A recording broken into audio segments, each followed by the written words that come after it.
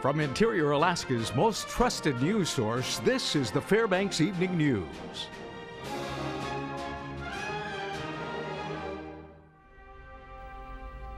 Good evening. Thank you for joining us. Breaking news to report tonight in the case of the Fairbanks Four. That's right. After a several-hour closed hearing, Kevin Pease, George Fries, Marvin Roberts, and Eugene Vent will be officially released from custody after 18 years in prison.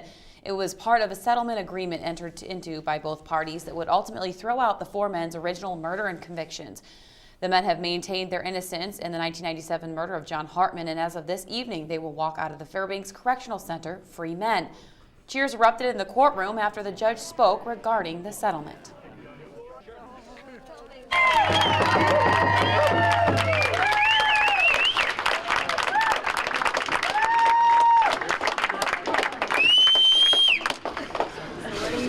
Couldn't have done it without the community. This was an effort of all of Fairbanks, and it was successful. We have four innocent men who are now have no convictions, are vacated, and are free at last. So I couldn't be happier. And we will have a full story tomorrow evening during the Fbx Evening News and News Center Final. On December 10th, a man was found dead at a home on Roland Road off Chena Pump Road. He was identified as 57-year-old Ronald McKnight. The body was sent to the state medical examiner's office for autopsy to determine cause of death. Alaska State Troopers said yesterday that the ME's office reports that McKnight was murdered. Investigators asked for the public's help finding a vehicle stolen from McKnight's home. Trooper spokesperson Megan Peters says the vehicle has been located.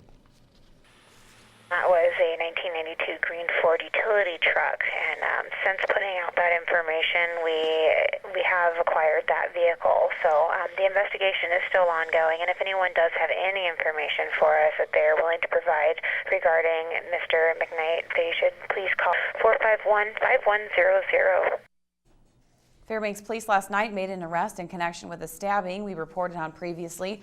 31-year-old Sultan Sakano Friday was jailed on charges of felony first-degree assault.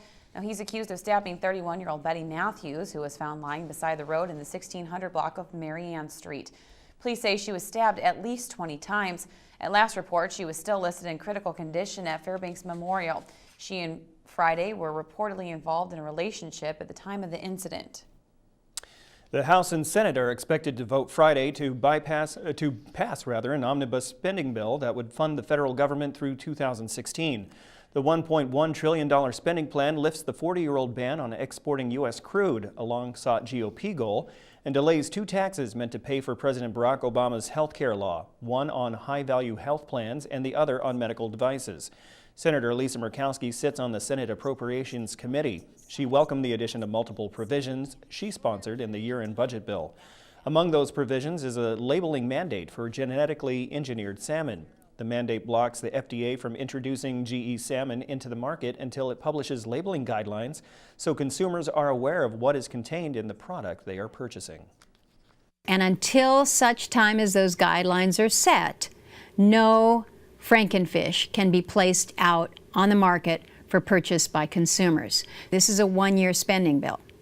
So if GE salmon if they haven't grown anything to be put on the market yet, and the FDA has not yet signed off on any guidelines, we need to include additional language next year. So we're not done. We're not done. This fight continues.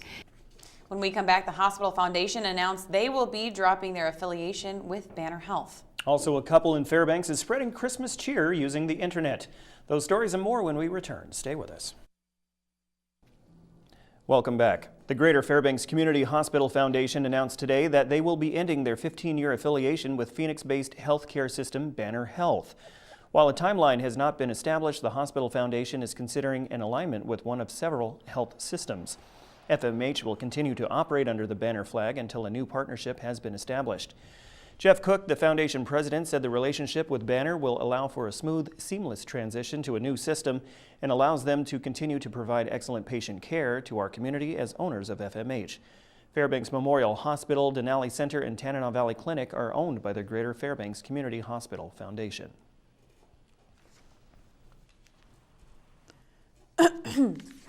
Some members of the UAF Community and Technical College's Human Services program are putting their classroom lessons of caring and compassion into action this holiday season. Students and faculty are distributing gifts they've collected over the past month to various service agencies in Fairbanks. The group is giving the socks, hats, and gloves they've gathered to the Fairbanks Rescue Mission and several early Head Start programs in the area. Project coordinators say many students already work with the organizations they've donated to as volunteers. Rebecca Miller is Human Services student specializing in addiction counseling who is currently working at the Fairbanks Rescue Mission. Miller says she's seen that things as simple as socks can make a big difference in helping people become self-sufficient and live healthier lives. Well, socks are always needed at a homeless shelter, so they're one of the #1 things that we go through the most. Clients always love new socks, so it always brightens their day. A lot of our students are in the program because of their own situation of problems or challenges that they've overcome. And so being able to contribute in this manner is really a tangible thing that they can participate in. One couple in Fairbanks is using the internet to spread Christmas cheer. Mike Schultz has more with tonight's installment of That's Interiortainment. There's one Fairbanks couple who are taking Christmas to a new level. Their house is actually on the internet, and viewers play a major role on which of their Christmas lights go off or on. Ken Woods and his wife Rebecca Allen came up with the idea in 2010. Just being an electronics IT geek, I decided that, hey, I'll build something and we can connect the lights to the internet, and then people can view the camera on a web page, and then they can also turn the lights on and off. We've got an 18-month-old, so this is his first real Christmas that he's excited about, things and lights and everything. He's mobile now. So that is my most favorite thing about Christmas. Since the actual startup after the Thanksgiving holiday, they figure close to 2 million people have visited their site. All you have to do is listen to the relays clicking to know how popular this site is.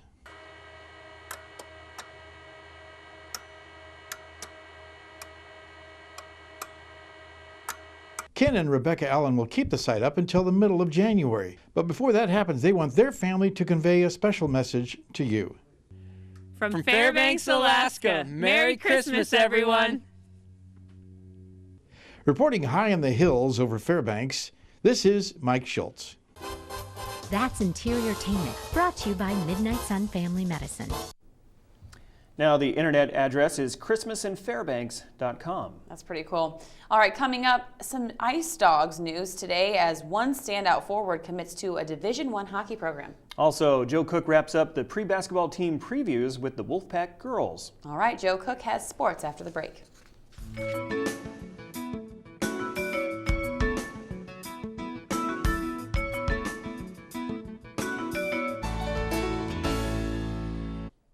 Welcome back Interior Alaska. Joe Cook here in the sports seat for you with your local Thursday Sportscast. We start with news of a Fairbanks Ice Dog committing to a Division I program. Today, Logan Coombs committed to Merrimack Hockey. The Merrimack Warriors are in the Hockey East Conference up in Massachusetts. They are 6-4-5 this year, and they won 16 games last season. Coombs, the 19-year-old from Northville, Michigan, is the second leading scorer in the NAHL behind teammate Todd Burgess. Coombs has scored 41 points, 14 goals, and 27 assists in 27 games in his first season with Fairbanks. Coombs and the Ice Dogs will take on the New Jersey Titans this weekend on the road in a marquee matchup against New Jersey. New Jersey leads the East Division and is third overall in the NHL with a 19-8-2 record. Fairbanks is the Midwest Division leader and ranks second in the league at 21-4-3. This weekend will be the final games of 2015 for UAF Sports. The women's basketball team will be in action. They travel to Anchorage for the Seawolf Hoops Classic.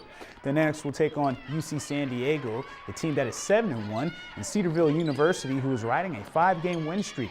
UAF is 5-6 on the year and have lost 4 straight. To add to that, senior center Stephanie Toonson is out for the year with a torn ACL, a big loss.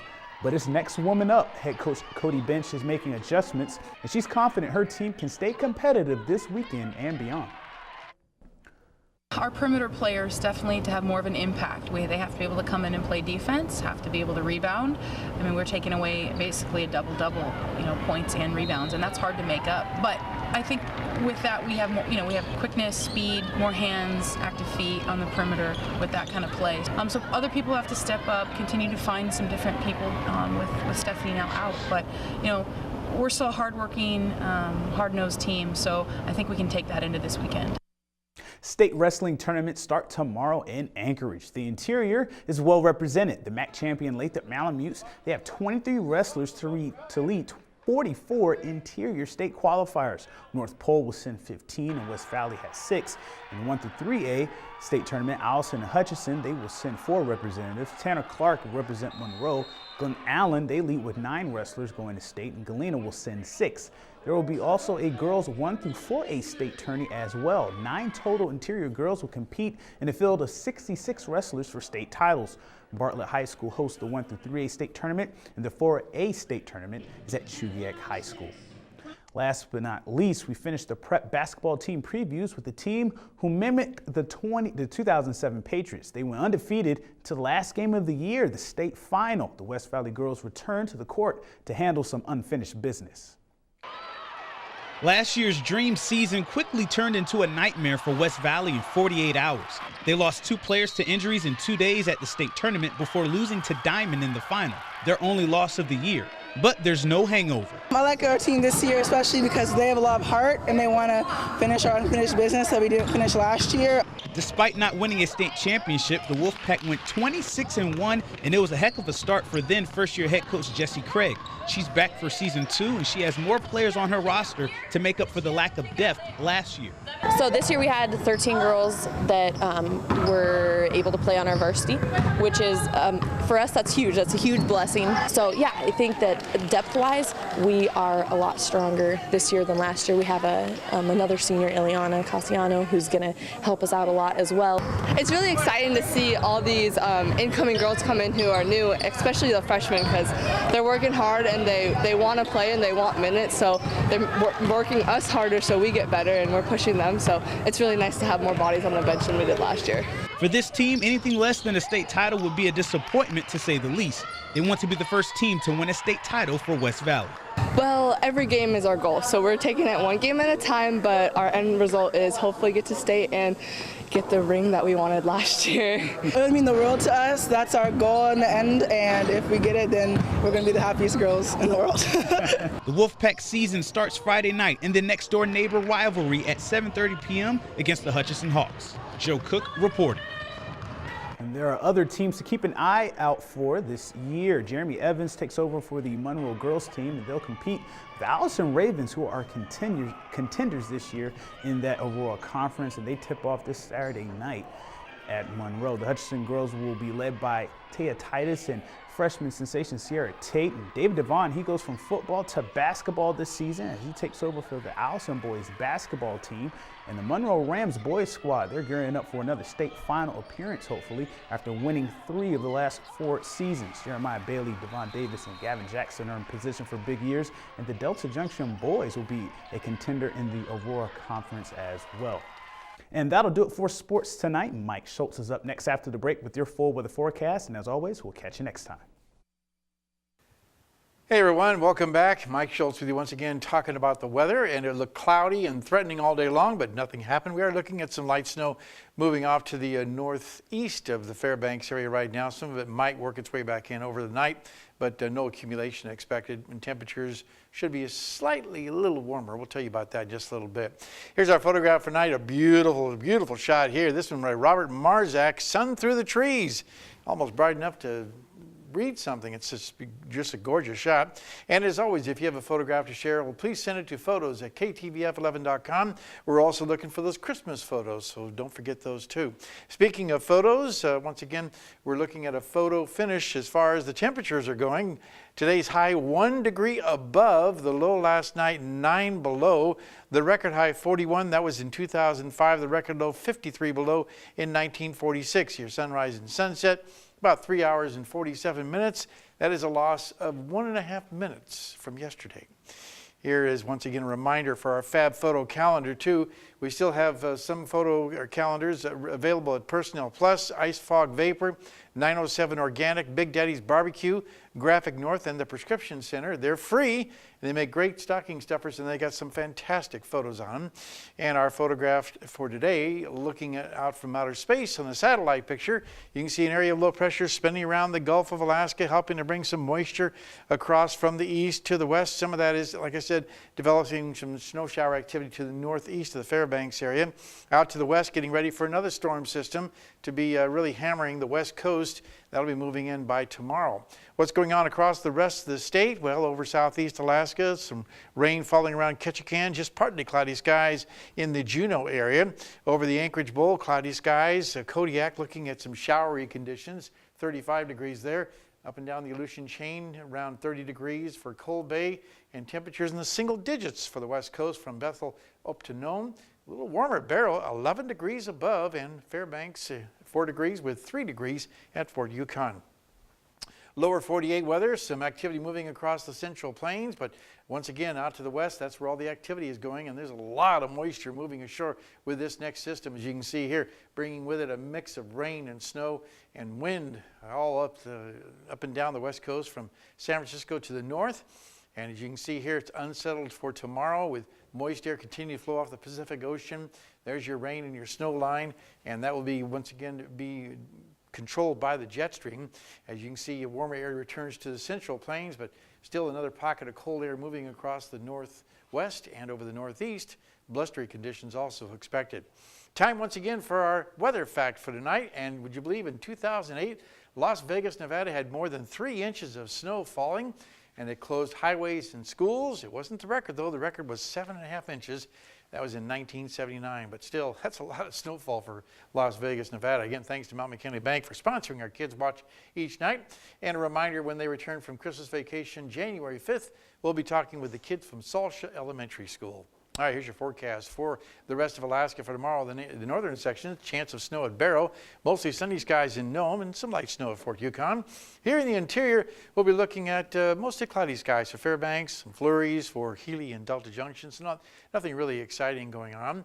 Over southeast Alaska, it looks like chance of snow in Juneau and rain and snow expected for Ketchikan.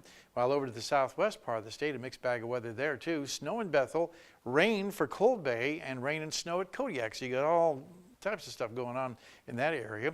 Over the south central regions, so looking at some cloudy skies for Anchorage and some snow showers for Valdez and Homer.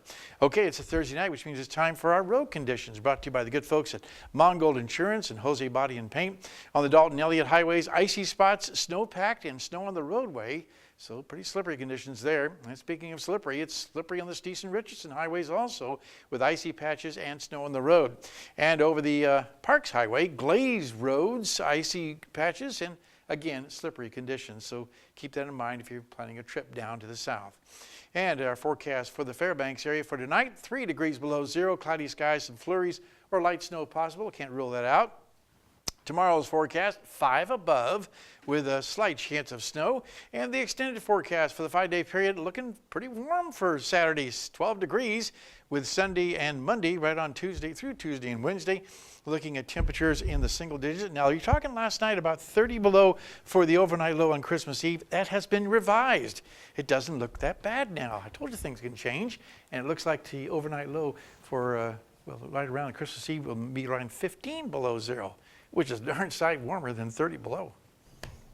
That's shorts weather. Well, Mother Nature clearly heard me. And I also wanted to make sure to let everybody know that there is a party happening at 6:30, which is pretty much now, at the Tribal Hall. The Fairbanks 4 will be there and celebrating their release. So if anybody wants to attend, that's happening tonight. Nice. Okay. Thank you, Stephanie, and thank you, Mike. That'll wrap up this edition of the Fairbanks Evening News. We are glad you could join us. Tonight on NBC Nightly News, the United States and Russia joined forces at the UN today to choke off the ISIS money supply.